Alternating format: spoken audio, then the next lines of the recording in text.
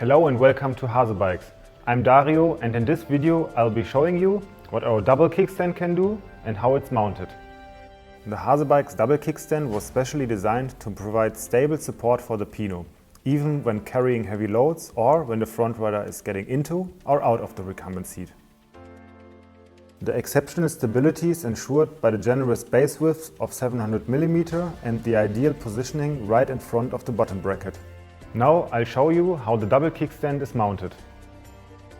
First, remove the two countersunk bolts on the bottom bracket of the main frame.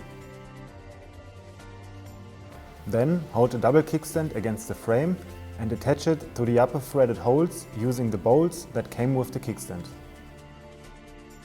Before inserting the lower bolts, place the shim rings in the countersunk holes. Then the kickstand can be swung into its final position and is secured using the bolts that were removed in step 1. Finally, tighten all 4 bolts. Use a torque wrench to ensure that all bolts are secured with the correct tightening torque. If the Pino wobbles slightly on the newly mounted kickstand, the height of the kickstand will need to be adjusted. To do so, loosen the black Allen bolt at the front of the double kickstand. The kickstand will automatically slide into the right position. Retighten the bolt and check whether the parked Pino is now stable. The height of the kickstand will also need to be adjusted if you change the Pino's wheelbase.